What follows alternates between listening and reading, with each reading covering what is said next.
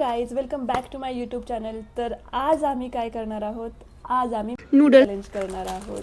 तर हे दोन्ही आहेत, एक आहे स्पायसी चिकन, ऑब्व्हियसली हे नॉनव्हेजवाले, आणि हे स्पायसी व्हेज जे मी खाणार आहे, आणि हा चिकनवाला खाणार आहे. हे दोन्ही आम्ही तयार करू आणि जो पहिल्यांदा हे संपेल तो विनर असणार. दोघीच्या दोघी स्पायसी आहेत, त्याच्यामुळे बघू आता कोण जिंकतं.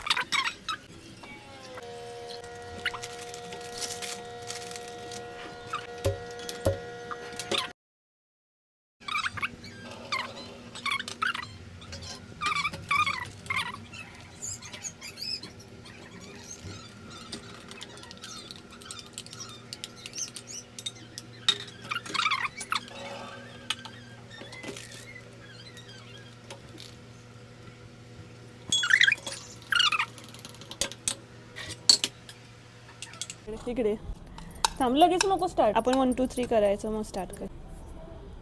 तुझं चिकन असेल ना ते? हा चिकन. 1 2 थांब थांब, जिंकणाऱ्याला काय भेटणार ते नंतर ठरवू. आम्ही आता स्टार्ट करूया. 1 2 3 स्टार्ट.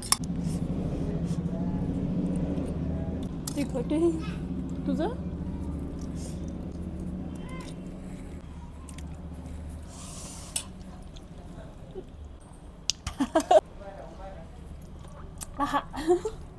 खूप तिखट आहे. माझं किती राहिलं आहे?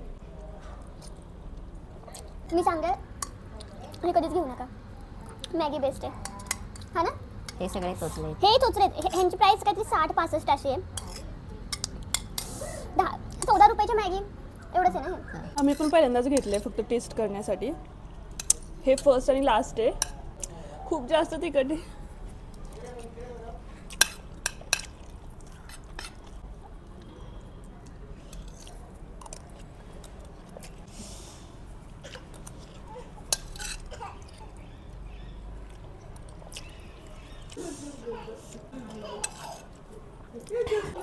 हे रिअल मध्ये तिखट आहे, खूप जास्त तिखट आहे.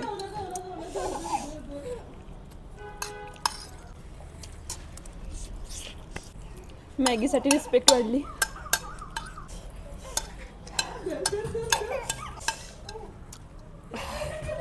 सोन्या जिंकलाय.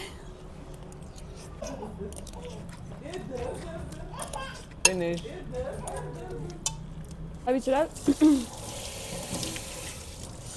मॅगीशिवाय दुसरं कोणतंच काही विकत घेऊ नका, खूप तिखट आहे.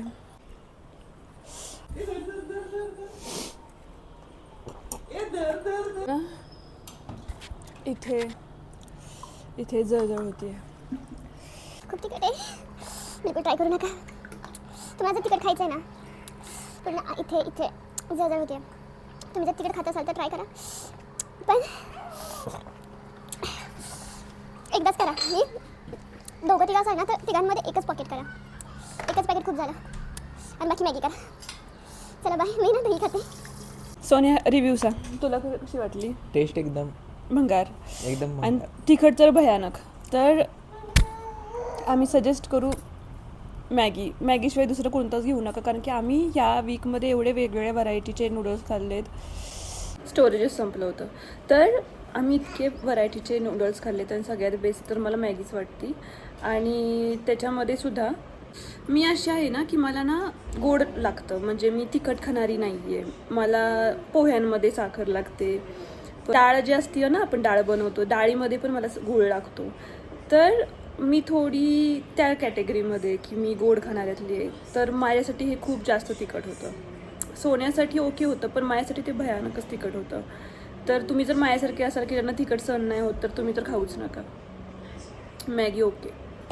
आम्ही गावावरून ज्या दिवशी येत होतो ना, त्या दिवशी मी ऑफिसचं काम करत होते, आणि उतरताना काय झालं, हे एअरपोर्ट्स माझ्या मांडी होते, आणि मी जशी उतरली ना, ते खाली पडले.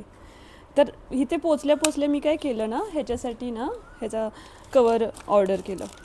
आता आलंय.